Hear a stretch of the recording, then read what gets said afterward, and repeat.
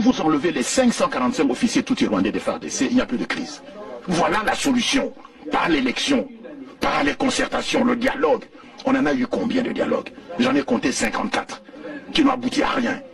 Donc, la MONUSCO et l'ONU et la communauté internationale admettraient pendant une seconde que la crise congolaise est de type ethnique, qu'il n'y a pas de Tutsi rwandais. Pour ceux qui connaissent un peu l'histoire, c'est une insulte. Il n'y a pas de Tutsi congolais, bon Dieu. Le Rwanda a été créé au XVIIe siècle avant la création de l'État indépendant du Congo. Et le Rwanda fut une colonie allemande. Les Allemands n'auraient jamais laissé le roi Léopold II s'emparer des populations Tutsi rwandais, n'est-ce pas? Donc, les Tutsis sont au Rwanda, qu'ils rentrent au Rwanda. Qu'il y ait des Tutsis de nationalité congolaise, oui. Mais des Tutsis rwandais, des Tutsis congolais, il n'y en a pas parce que les Tutsis n'ont pas de terre au Congo. Il n'y a pas de terre appartenant aux Tutsis sur le territoire congolais. De même qu'il y a des Congolais qui habitent en Belgique, il y a des Balouba, des Bayansi, des Batéders qui vivent en Belgique, mais il n'y a pas des Batétela belges, il n'y a pas de Balouba belges, parce que nous n'avons pas de terre ici, nous n'avons que la nationalité. Qu'il y ait des Tutsis qui ont acquis la nationalité congolaise, d'accord, mais ils n'ont pas de terre ancestrale.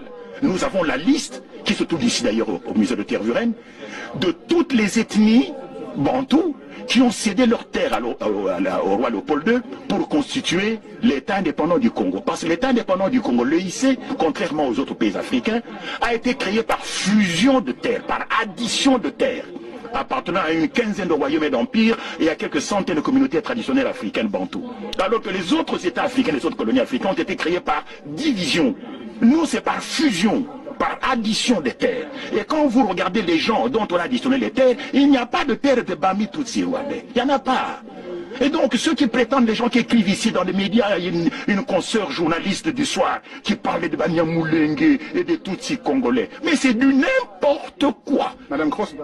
Je ne cite pas de nom, c'est même pas elle d'ailleurs. Il y en a même une qui est beaucoup plus âgée qu'elle, qui raconte n'importe quoi sur... Je vois bien sûr. Donc, il n'y a pas de Tutsis congolais.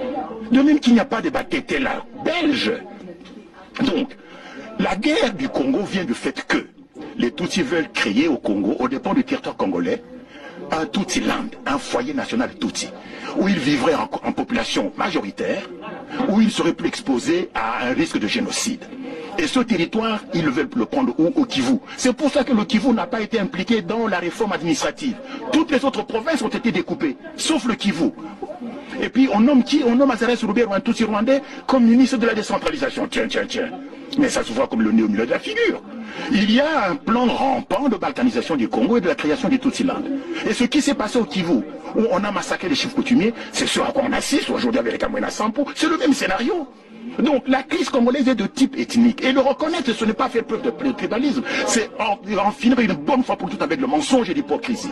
Qu'on admette qu'il n'y a pas de Tutsi congolais, que les Tutsis du Congo, et notamment ceux de l'armée en particulier, les 545 officiers, rentrent chez eux au Rwanda, et il n'y a plus de crise au Congo.